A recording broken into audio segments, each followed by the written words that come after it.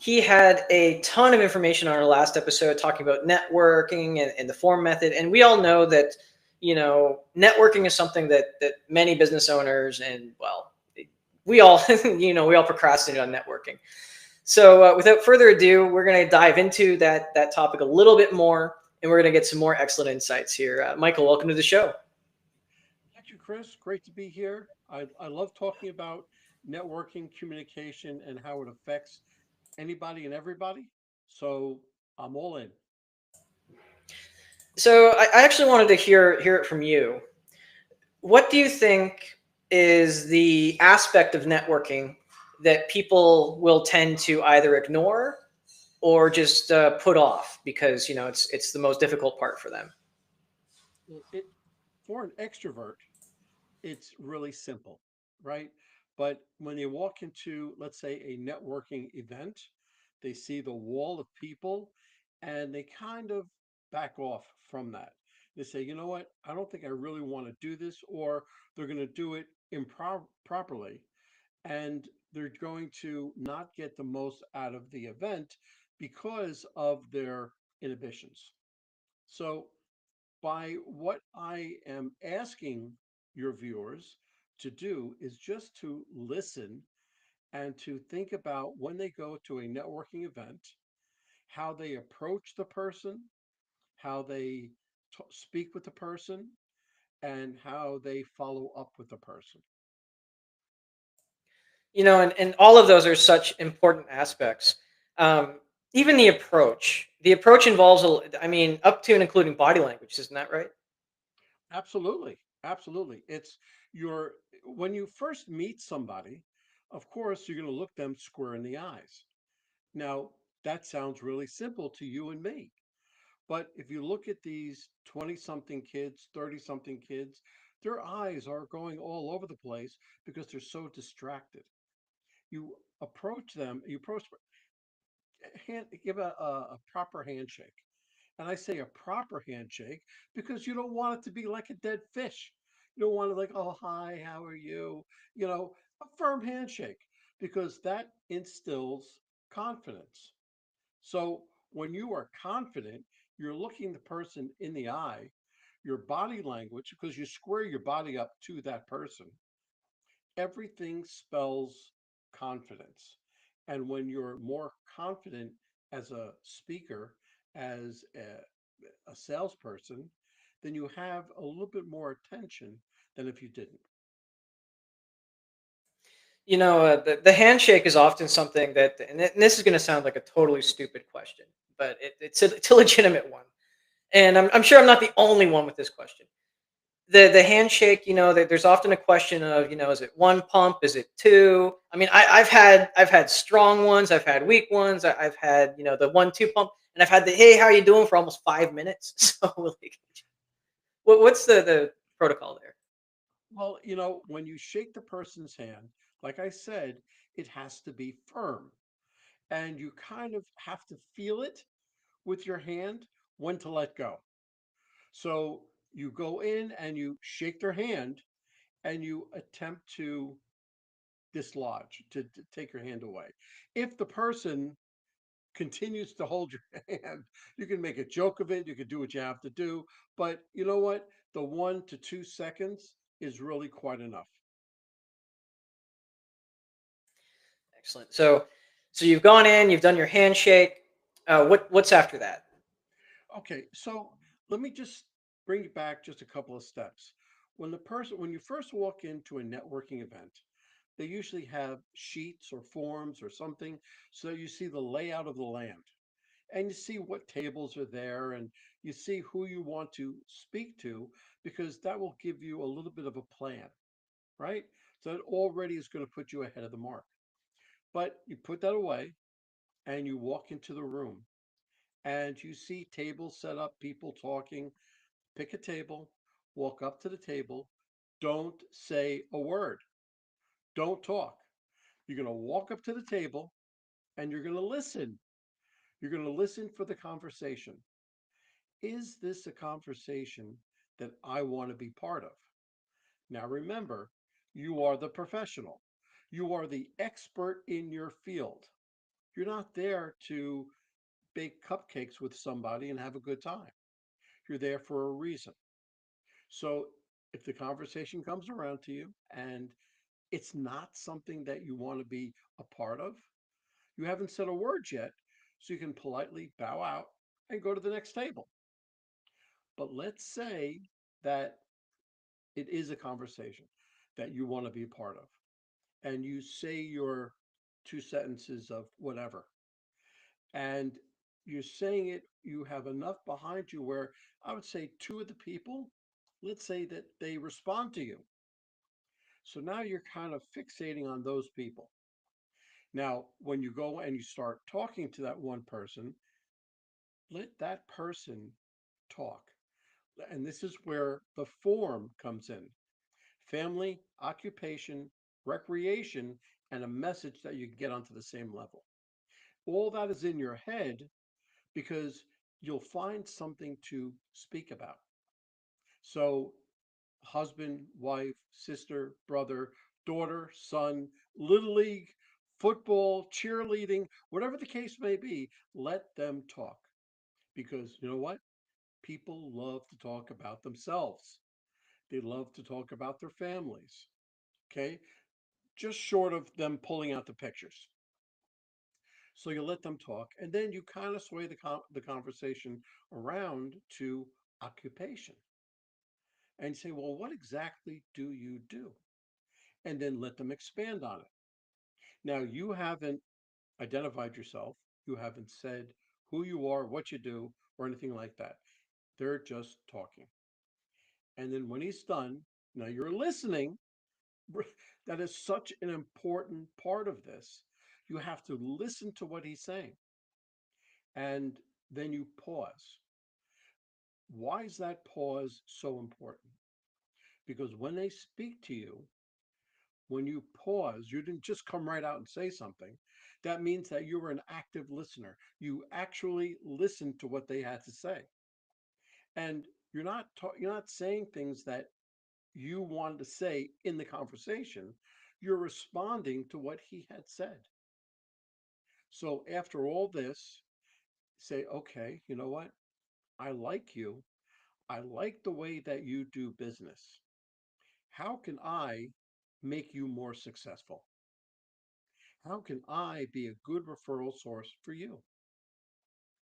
And it usually blows him away, but he'll tell you. And then if you've done your job correctly, he'll turn around and say, what's your name? What do you do? And it'll go on back and forth. And when you exchange those business cards, I'll get to that in a minute, but the exchange the cards, when you take his card or her card, you write down the date, the name of the function, and something you spoke about. And you make another, some small talk, and you move on. Now, I say that because I was in a mortgage industry for about 10 or 12 years, and I went to 1,000 networking events. I came home with a shoebox full of business cards. And I said, wow, what a successful night. But in reality, ask me about any one of those business cards, I wouldn't know who belonged to what. So, my suggestion after going to a networking event of 3 or 4 hours worth, you shouldn't come home with more than 15 or 20 business cards. Now, why only 15 or 20? Because that told me that I created that relationship with that person. Now, remember, there's a mantra with networking: they have to know you, like you, and trust you to do business with you. Now, know you, Chris, you're a great guy. Everybody knows you. Likes you, that kind of narrows the field down a little bit, right? Okay, so know you and like you. That's only the first two thirds. That trust factor is so crucial that when you're letting the other person talk, the other person is speaking, that trust factor is building and that wall is coming down. So that's the beginning of your relationship. Yes, and the trust factor, I believe, if I'm not mistaken, we touched on that in the last show. Some of that trust factor is actually included. And again, correct, I might be wrong here. Was that included as part of the next step, the follow up? Is that part of the trust process as well? Well, the trust factor is really from the moment that you are in touch with your client or prospective client, because you have to listen, you have to speak with authenticity, you have to be yourself.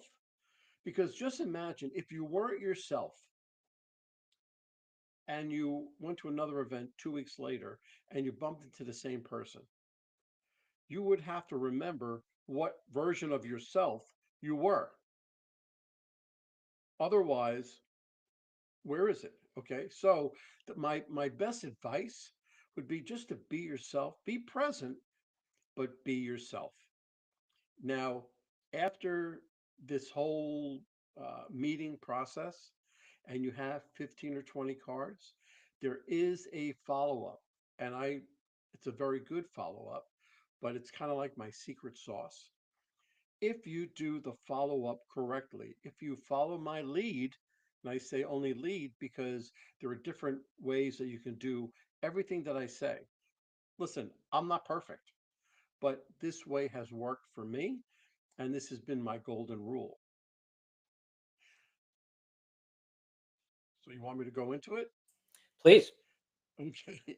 All right. So, let's say you finish the evening and you have these 15 cards. The minute you go back home or back to the office, whichever it may be, you're going to write an email thanking them for their time. Hey, Chris, this is Mike. I had a great time tonight. I want to thank you for giving me your time. I hope you well. I hope you're well, Michael. That's it. No business, no anything. It's just an email. And you have about a 20% chance of the other person responding to that email. Okay? Right. The next morning, you take out your thank you notes. In my briefcase, I have a stack of thank you notes. And I pull one out. How you doing, Chris? This is Mike. I met you on such and such date at such and such an event. We spoke about your wife, your son, your child, whatever. Um, I hope we can do business soon, Michael. Put your business card in there and send it off. Now, you wait 3 or 4 days because you need time to have that reach the person. What do you think the effect is from a person receiving a thank you note? It's incredible. The person, because it's not a bill, it's not anything else, it's simply a thank you note. And 9 times out of 10, they're going to save it and they'll have your card as well. So I just upped your 20% chance to about a 50% chance. Now, most businesses would kill for a 50% chance of them returning your email. They would return your email, say, thank you for the card, or thank you, yeah, it was great meeting you, or something like that. All I'm looking for is a response. That's all I'm looking for, positive or negative, a response. But let's say you're a stick in the mud and you have not returned my email. So after that fourth day or so, I send you another email. Hey, Chris, this is Mike.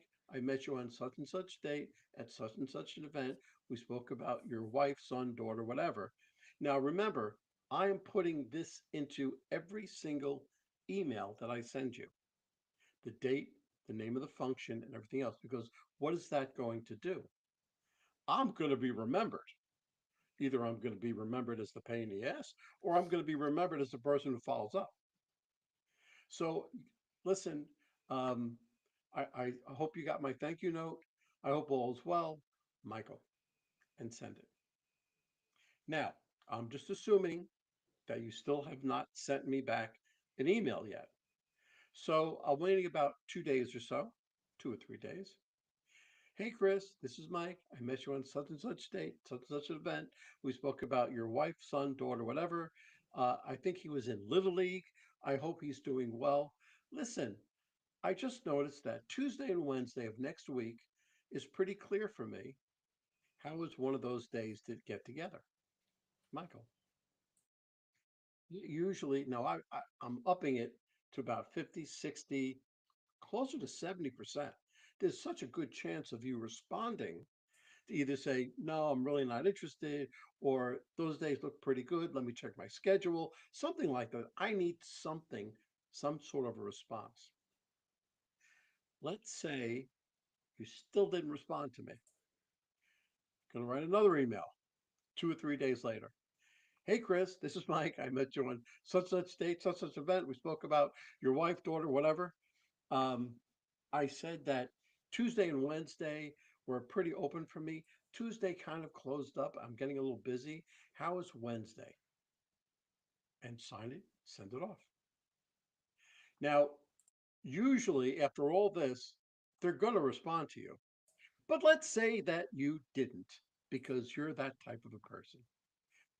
2 or 3 days, 3 or 4 days later, you're going to write, hey, Chris, this is Mike. I met you on such and such date at such an event. We spoke about your wife, your son in Little League. I said Tuesday and Wednesday were open. Tuesday was kind of full. Wednesday seemed to be filling up as well. Is there a good time that we can meet? Sign it. Okay. So if you still haven't sent back an email, that usually means you're not interested. You don't want to send an email. You just want it. That's it. So what do you do with that card with his information? You put into your CRM. You put all his information in. You put all the notes in, all the times that you sent an email, that you sent a thank you card, you sent everything. And you put him on a drip campaign. Once a month, send an email. Hey, Chris, how you doing? This is Michael. Remember, I met you on such and such date, such event. We spoke about your wife. Just checking with you to see if I can be of any help. Now, what I just gave you is a secret sauce because I would say 95% of the people will send you an email back. They will say, no, I'm sorry, I'm not interested. Or, yeah, well, you know what? This week was really bad for me. How's next week on Thursday? Sure, fine, no problem. And then there's another whole thing that you can do when you meet with that person and you sit down with them. You're kind of like bringing in part of the when you first met him to let him talk, things like that. That first meeting should never be in the first 5 minutes business. Don't bring business up. See how they're doing, how their wife is doing, how their son is doing. Talk about anything and everything. Then get to business.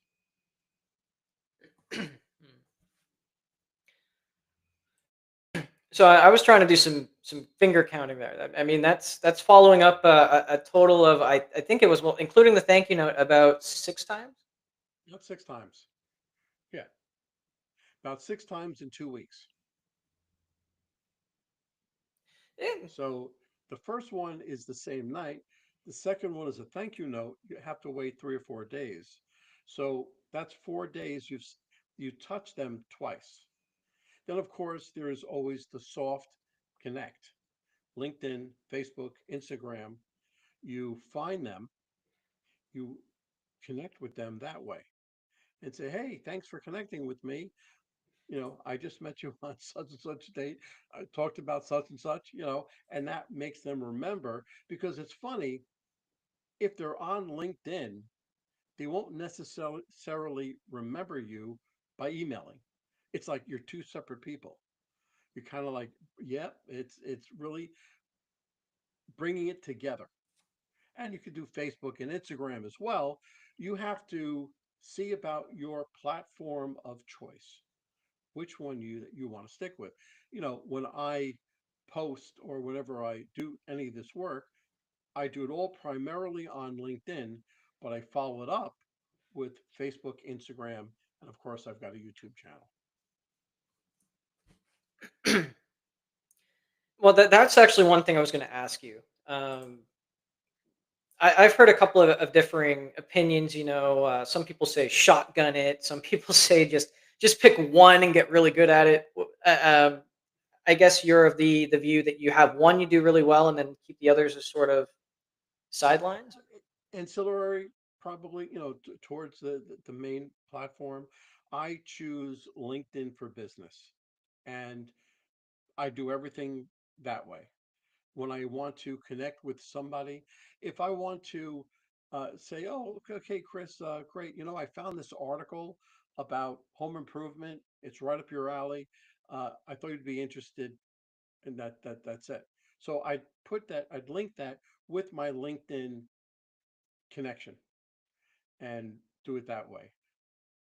You have about a 40% chance of them responding, saying that, oh, thank you, that's a good piece of information. But when you email them, then you clip that piece of information and you put it with it and send it.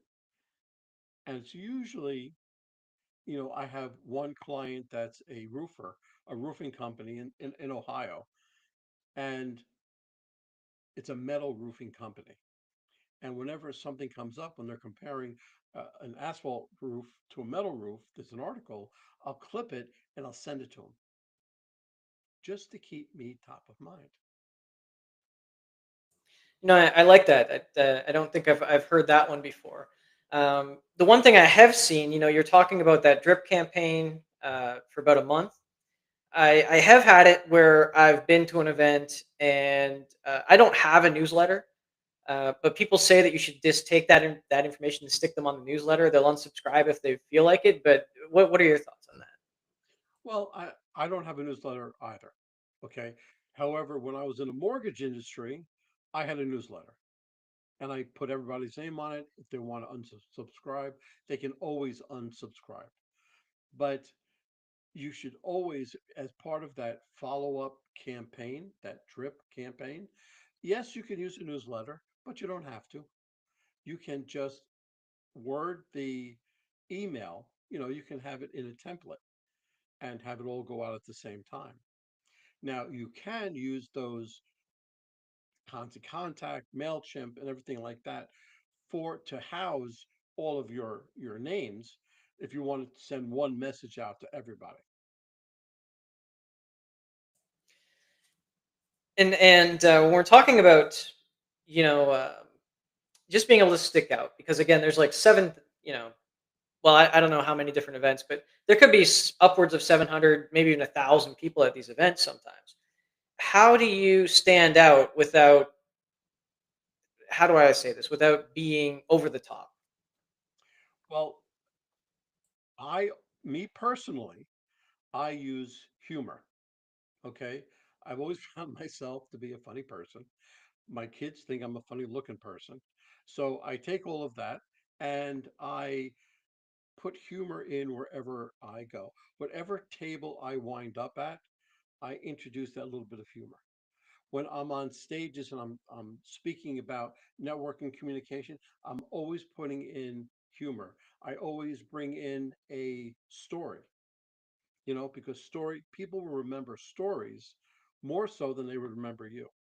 So if you bring up an interesting story, say, "Oh, that's the guy with the story." That's right, or "Oh, that's the guy who was self-deprecating." That I remember him. So I introduce something like that. Listen, you're not going to see everybody because you can't. You physically can't do that. But you have to make the most out of the time you have and the people that you're introduced to. Now, I put a lot of emphasis on the face to face, on the meeting, networking events, meeting your prospective clients, so on and so forth. And I do that for a very good reason. I pick up a vibe from the person. I pick up a vibe from the room, and it usually tells me about the event itself. If when I'm talking at a table and I get a bad vibe, I'm just going to quickly bow out and go to the next table because I don't like the discussion. I don't like some of the people, the way they look. I don't know. But I'm just going to bow out go to the next table, and everything is okay. Okay, you can't do that over Zoom, over a text. You can't feel anything, but when you're in person, you can. You can see through them also. So you can see if they're not a funny person, but they're trying to get humor into it, and they do that joke and it doesn't really land, and you're like, it's okay, you really shouldn't have tried that, but okay. you know, um, you have to see the people, feel the people, and that's how you really get to know the person. And of course, that's part of that, I guess, KLT sandwich, right? The know you, like you, trust you. Gotcha. Know you, like you, and trust you. They'll do business with you. Right. And just going into what you went on a little bit before about serving others, about doing more. I think we discussed this last time. You had the golden rule, and then you had the platinum rule, right? Do more for others than you would have them do for you, or how was it that you worded Well, it? you walk into a networking event. Never walk into a networking event expecting to sell anything, your services, a product, anything like that. Your goal should be, how can you be a good referral source for somebody else? How can you make somebody else more successful? What can you do for that person? Because you know what you'll get out of it was, oh, you know what, Michael, that's right, he wanted to do this for me, he wanted to do that, he gave me this, he gave me this tip, and I'll always remember this tip, and things like that. Always look to give. It will come back around to you when those people remember who you are, what you did, and everything else, saying, you know what, he's a good guy, I've got to get him some business. That's that whole reciprocity. That's a word, right? Reciprocity. There we go. Yeah, that's the word. I completely messed that up. So like when I go over to the neighbor's house and I give them, cookies or whatever, then they send me a New Year's basket or something. Right, right. But when you brought the cookies over, you don't expect anything in return. No. But that's the way that it should be handled. That's the way your typical networking should be handled. Now, with networking, communication is such a major part of networking. And the communication aspect of it, listen, if your viewers are in high school, in college, waiting to get a job, anything like that, pay attention to what we're talking about, because the person that you're interviewing with is probably a Gen X or a baby boomer or something else like that. And you're just a Gen Z. I'm saying you're just a Gen Z. I'm saying that for a reason. Just if I just pull you out of that for a second, 1,000 employers were asked these questions. What is it about Gen Z you don't want to keep them in your company? And I'm like, what? You don't want to keep a Gen Zer in your company? They lack professionalism. They're lazy. They don't want to get the job done. Every time that they get stressed out, they take 3 days off from work. They don't want to work more than a 6 hour day. If they work more than that, they feel that they're overworked. They want to work a 3 to 5 day week, forget about weekends. And all of these things are piling up. And I'm like, this can't be real. Forget it. And then I saw it come out as an article in a magazine. I saw it as like an Instagram post. I saw it come out in I forgot what it was, like a newsletter or something. And it all pointed to the same thing, written slightly different, but they all pointed to the same thing. When I go out and I speak to high schools about this very same thing, I now include all of those stats. And just for the benefit of anyone listening who is in that basket, um, the form method works for one-on-one interviews as well. Correct. Everybody. That works for everybody. You can be an 18-year-old student or just graduating, and looking for your job, looking for the first job, and you're on your interview, take note of what is in that person's office. Okay? Are there pictures? Pictures of a wife, of a husband, of a little league picture, um, sports, major league, NFL, doesn't make a difference. Music, art, there's always something. It's not going to be a dead office. So see what it is. He's got a big musical note on his wall. Are you interested in music? What type of music? Oh, really? So am I. What about this? What about that? If it's a little league picture, oh, is that your son? Little league, grandson, whichever, doesn't make a difference. That's great. What position does he play? And just talk about it that way. You can introduce yourself by being a part of their world. That's usually the best way. And that'll set you apart from most other Everybody else. interviews.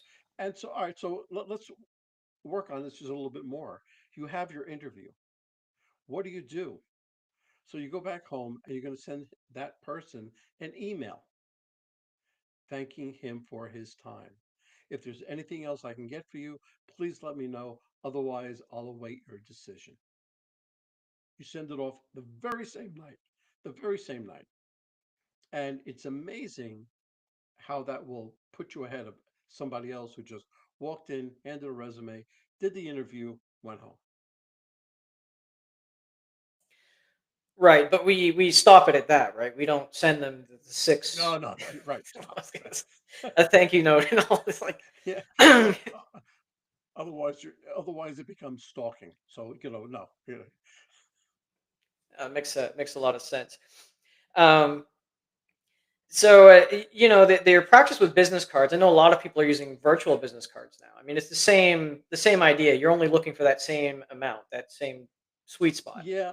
Well, the virtual business cards, I have one also, just for those instances that the person, that's what they use.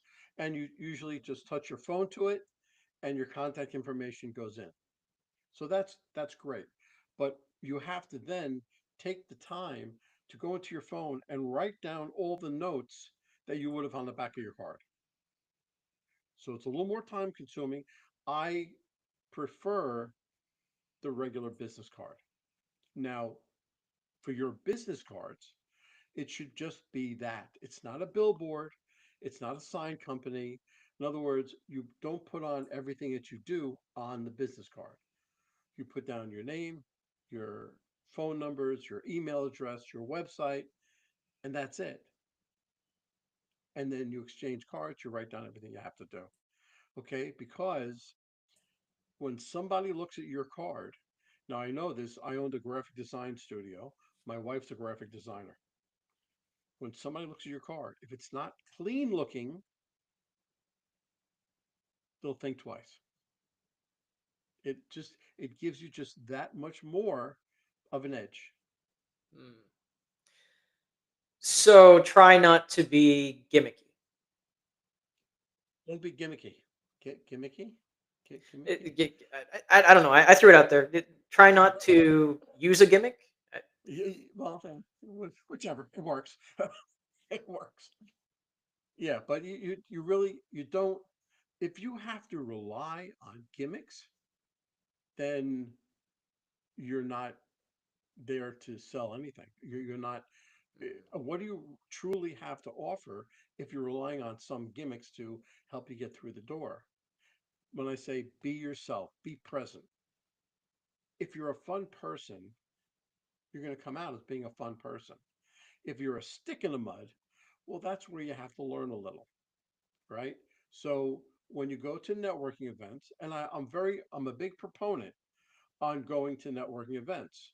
Now, if you go to meetup.com or something else, you can probably find no less than 1,000 networking meeting events every month, right?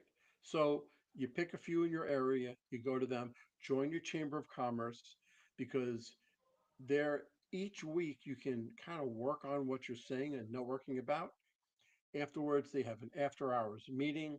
Uh, something in a networking event, 20 people go to that, start small.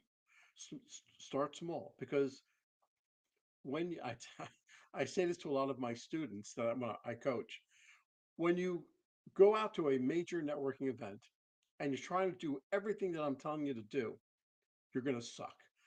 Okay? You're going to be horrible at it. You're just saying, "Well, why did I go in the first place?" Because you're learning, right?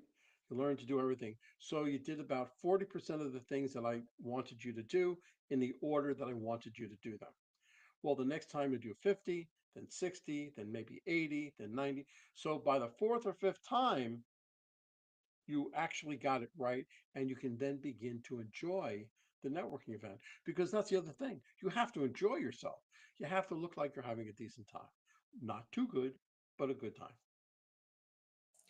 So here's a question for you as well about those networking events. You know how they have ABC always be closing or whatever, right? You throw that out the window. Out But the window. what about AB? What about ABN? Always be networking. So if you're stuck in line at the grocery store, get involved in. Absolutely. ABN. That's good because I'm going to have to use that from now on. Because you should be always networking. If you're in a line in a grocery store and you hear a conversation and you can add something to it of value, that's very important, not just to turn around and say, "Hey, how you doing?" If you can add something, turn around, you can suggest something or tell them something or give them a piece of advice, and you turn back around, right? If they're interested, they're going to ask you a question. It's like the 30-second elevator speech. I say is really 5 seconds, because all you're doing, you want that person to respond to you, ask you, "What was that?" Or "How do you do that?" Or "Where was that?" And that will begin the conversation. Now, everything that I gave you was really for an extrovert. Okay, that person that wants to go out to that networking event. And I always say go alone. Go to these events by yourself, because you don't want to have that crutch. You don't want, like, well, if things aren't going right, you can turn to that person and you're going to start talking. And that's going to take you away from everything. So go alone. But if you are an introvert, don't go alone. You want to go with somebody. I call it a wingman. I'm an Air Force person, so I say wingman. And this is a sister, brother, a coworker, somebody that knows you very well and knows what you do very well. So let's just go all the way back to the beginning when you're walking up to the table and you're listening for the conversation, the whole thing, and it is something that you want to be a part of and that you have something you can give to. Goes around, and your wingman will say, "You know something, that's great. Michael is a graphic designer and he knows a lot about that marketing edge. Michael, what do you think?" Because now that introvert isn't doesn't see everybody, just sees the one person or sees the table, and they're much more anxious to talk. And once, of course, once you have an introvert, once they start talking, then everything is golden. So that's not going to stop you from being an introvert. But after what I said, that fourth or fifth time, that fourth or fifth networking event, by having your wingman there all the time, you'll begin to not need that person anymore. Wow, that's some really great advice there. You usually hear about wingmans, when you're trying to go out and look for a significant other, to make you look better or whatever like that. But Right, right, exactly, exactly. So I kind of put a different twist on it. no, I mean, no, I mean that's really brilliant because I mean, it's sort of like that poke, right? Like, oh, you should be moving, you should be doing something here. Right, right, absolutely. And it's a good poke, and this is all just to get you involved. And there's another situation where when you go to that after hours chamber event, that networking event, let me just very quickly. Usually, if you go to these things and you become one of those 20 people that always go to those meetings, everybody pretty much knows everybody. But now you're going to see somebody walk through the door and immediately go to the wall, and they're introverted or they're shy or something. You have to take it upon yourself to walk up to the person. How you doing? Hey, what's your name? What do you do? Oh, that's great. You know something? That table over there is filled with marketing people right up your alley. Come on, let me introduce you. So you're introducing that person and then you step away. Now you've just elevated yourself in their eyes. So they will always remember you and what you do.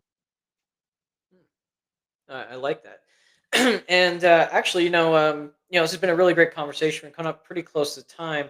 One last thing before we go, I know that you just you revamped or you upped or you recreated a digital course. Can you let us know about that? Yeah, I did. If you want to really know all about networking and how to really do it, I wrote a book, Networking Unleashed. You can go to my website, michaelaforman.com. But on that website, I've also just completed a digital course where it's for purchase, um, but you can buy it, and that will then teach you exactly what we just talked about. And it will really kind of put into your head and give you different scenarios. It's really good, really interesting, and you'll get a lot out of it. So you go to my website, michaelaforman.com. Excellent. Well, and once again, just to all our listeners, don't worry about grabbing a pencil and paper because we will have that in the show notes for you. Really easy to find. Michael, it's been a pleasure having you on the show again. I just feel like this is such a big topic. Always love to have your insights. Is there anything else? Any closing comments you'd like to give to the viewers? Well, usually what I say is one if you can take one takeaway, if you can do one thing today or tomorrow that will start you on your networking career, those thank you notes, those handwritten thank you notes, you can write those thank you notes to a prospective client, those thank you notes to a prospective employer. You can do a thank you note to the Chinese food place where you always get your Chinese food.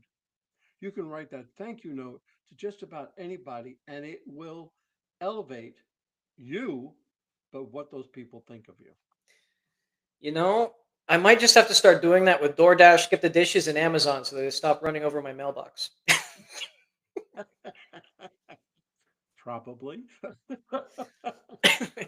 Anyway, it's been great. Thank you so much, Michael. And once again, to our viewers, thank you so much for tuning in. And just remember, if you can't find that motivation or inspiration for yourself today, maybe just go out and try to be that motivation or inspiration for someone else.